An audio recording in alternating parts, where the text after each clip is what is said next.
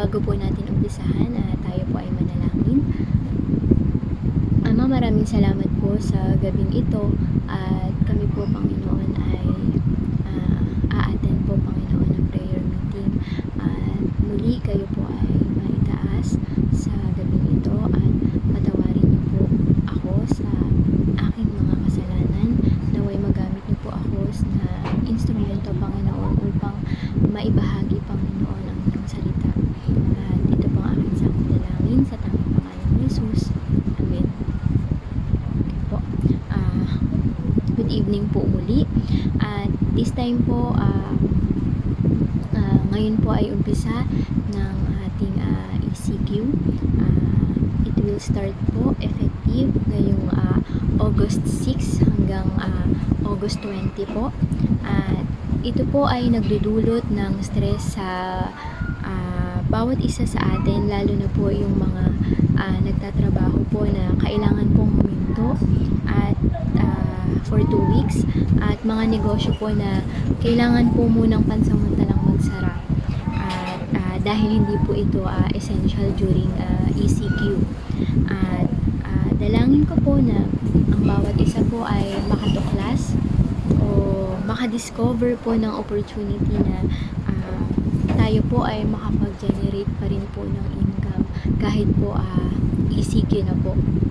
At para din po, syempre po, malesen po ang ating burden, ang ating pong mga iniisip, mga ating mga alalahanin sa ating buhay po. Okay po. Ang aking i-share po sa inyo po, ang title po nito ay Have a Dose of Hope Through Prayer. So, unahin ko po na sana po ang bawat isa po sa atin ay nabakunahan na kontra po COVID-19, and we encourage everyone po na whatever po yung brand na mapupunta sa atin or ibabakuna sa atin ay okay po ito sa inyo. So, ang kailangan po ng bawat isa ay may protection po tayo ngayon sa virus, at iluhod po natin, ipukpok po natin sa panalangin na tayo po ay maging ligtas po ang bawat isa sa Delta variant po. So, ang ating pamilya po, mahal sa buhay, kamag-anak, ayaw po natin silang mapahamak. So, alam po natin na meron tayong nababasa na may mga certain brand po, yung kanilang efficacy or effectiveness, may sinasabi po dito na hindi ko na po i-mention ang mga brand name. So, sinasabi po dito na si brand A po, yung vaccine efficacy niya ay 95% against asymptomatic COVID-19. Si brand B naman po ay 91.6% against symptomatic COVID-19, pero 100% against moderate to severe cases. So, si brand C po, 94.1% against symptomatic COVID-19 and 100% against severe COVID-19. So, ito po yung sinasabi dito sa sa chart na nabasa ko. So, ito po yung percentage or porsyento kung gaano ka-epektibo ang bakuna sa atin. Ngunit, kung titignan po natin sa spiritual na aspeto, meron pong mas higit sa 100% po ang epektibo na pwede nating i-inject sa ating puso, sa ating isip, upang mas tumibay ang pananampalataya natin sa Diyos kahit na di natin maintindihan ang nangyayari po ngayon sa mundo. Hindi po natin naiintindihan ang nangyayari sa ating paligid.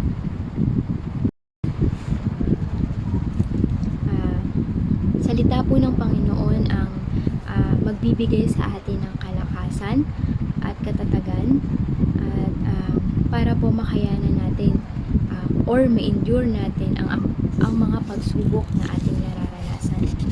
Diba po? Kung alam po natin ang salita ng Panginoon at pangako niya, ay magkakaroon po tayo ng pag-asa. Magkakaroon po tayo ng hope. So, po, pag-asa. Ano po ba ang pag-asa?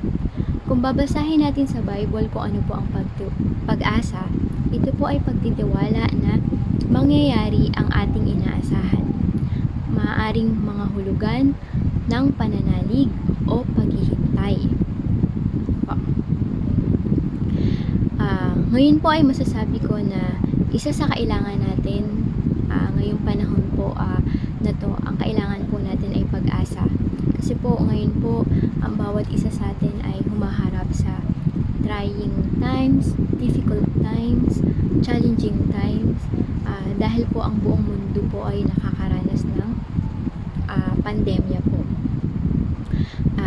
Tulad po nasabi ko kanina, ang ekonomiya ay apektado po, lalo na po ngayong ECQ. Unti-unti na po tayong bumabangon, sumisigla po ang ekonomiya ng bansa, ngunit kailangan pong may magsarang mga negosyo at meron po mga nawala ng trabaho at hindi makauwi sa kanya-kanyang lugar. Lahat po tayo ay umaasa sa gitna ng ating pinagdadaanan na magkakaroon tayo ng pag-asa sa ating puso. Kung babasahin po natin ang Biblia, may mga Bible verses po na tungkol po sa hope na maaari po nating panghawakan at mas tumibay po ang ating pananampalataya sa Diyos. Totoo po na kapag po tayo ay nawawala ng pag-asa, di ba po,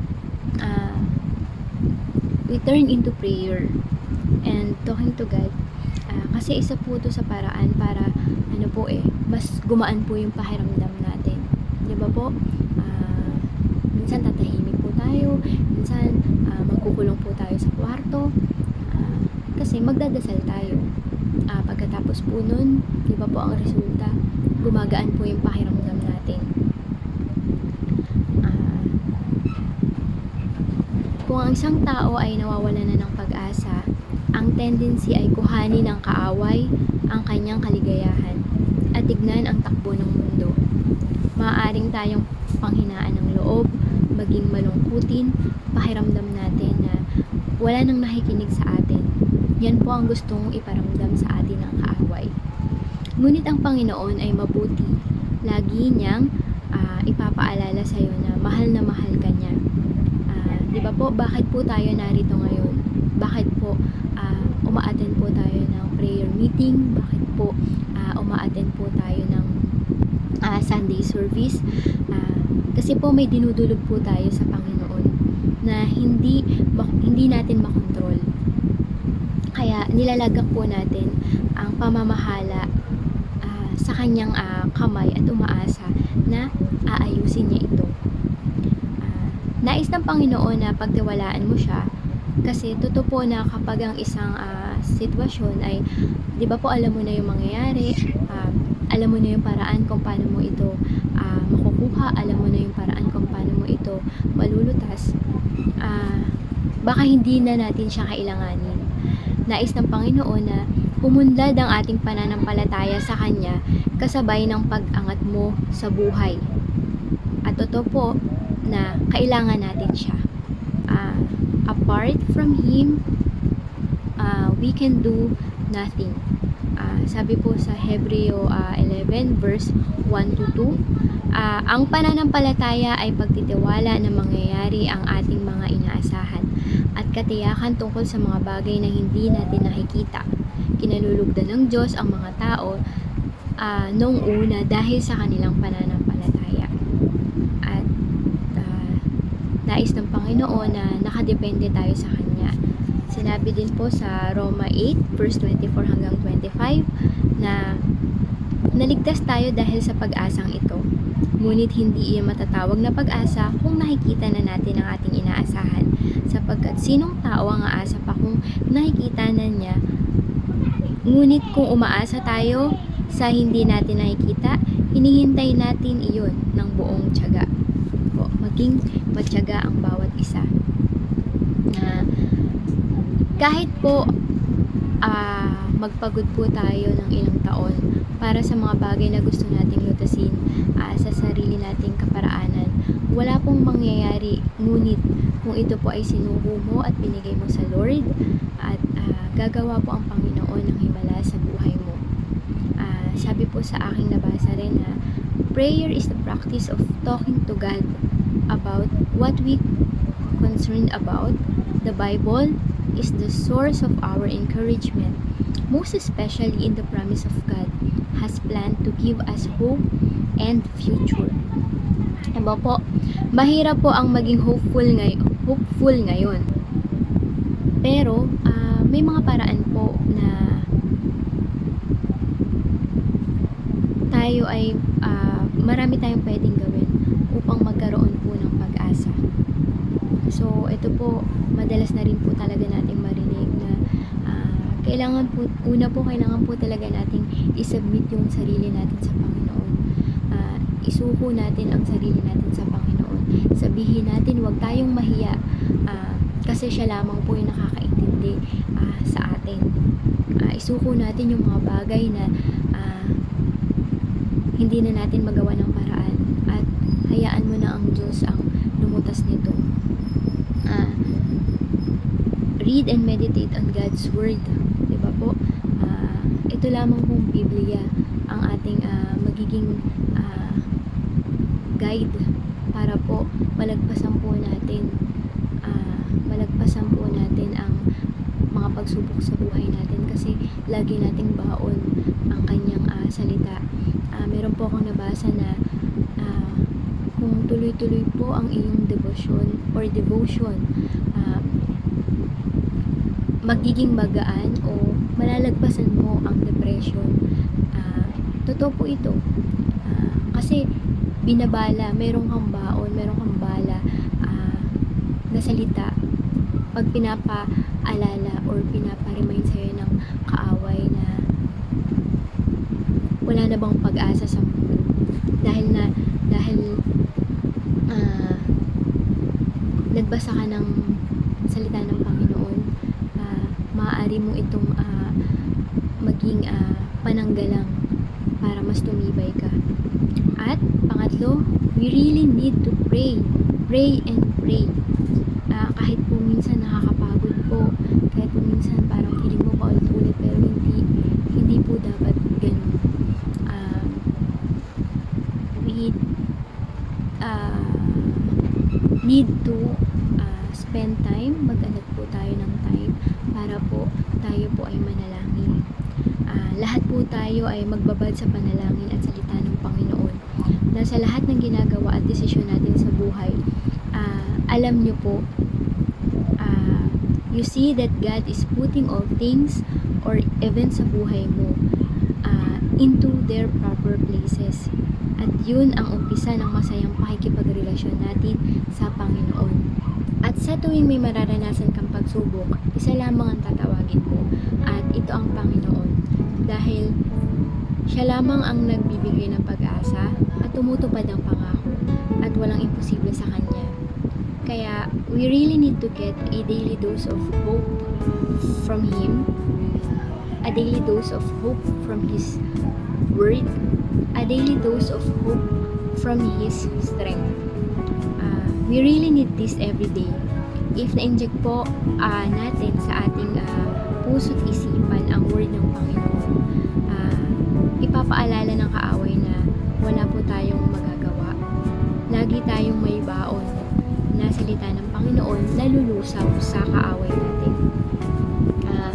Lagi po nating alalahanin yung mga naging pagsubok natin, kung bakit nandito pa rin po tayo, naging matibay, naging matatag. Kasi po, kumilos po ang Panginoon sa ating buhay na halos po mag-give up na po tayo, halos po umiyak na po tayo, hindi na po natin alam ang gagawin. Ngunit ang Panginoon po ay napakabuti.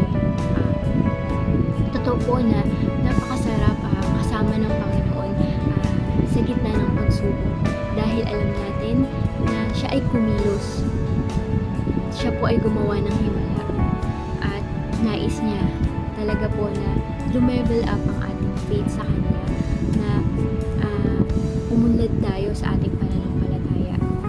At totoo po na you will find comfort in His presence. You will find hope in His word or promises. And you will find grace in His love. At ayun lamang po para sa para ngayong gabi. At nawa po ang bawat isa po sa atin ay manatiling matatag. Lagi po tayong kumuha ng pag-asa sa salita ng Panginoon para malagpasan natin ang mga pagsubok na pagdadaanan natin. At lagi nating baunin ang kanyang mga salita. Lagi tayong devotion upang maging malakas tayo. At ayun lamang po, at bilang pangwakas na ating gawain, tayo po ay manalangin. Ama, maraming salamat po sa gabi ito, at nawa po ay na-encourage kami, Panginoon, ng iyong mga salita, na kami ay patuloy na maging matatag. Lord, samahan mo po ang bawat isa sa amin. Hindi namin ito makakaya, Panginoon, ng sarili namin kakayahan. Ngunit, Panginoon, kaagapay ka namin, Panginoon. Ikaw na po, Panginoon, ang siyang bahalang umalma sa bawat puso ng bawat isa, Panginoon, na bigyan mo po, Panginoon, ng bawat isa ng peace of mind. Lord, we continue to pray, Father God, our churches, Father God, ang mga daughter churches, Father God. We continue to pray our pastors, Father God, si Pastor Tom and his family, Panginoon. Ang mga workers and members, Father God, ay pag-ingatan mo ang aming bansa, Panginoon, na mahal mo, Panginoon. At Lord, dalangin ko na lububan mo, Panginoon, ng iyong banal na dugo ang bawat tahanan, Panginoon. Proteksyonan mo po kami, Panginoon, sa Delta variant, Panginoon, sa virus na ito, Panginoon.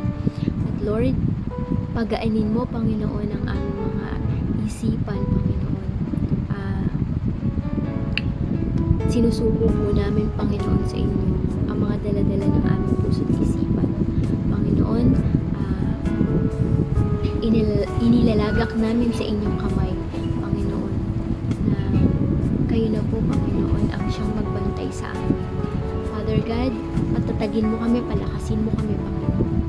Ito po ang aking samot dalangin sa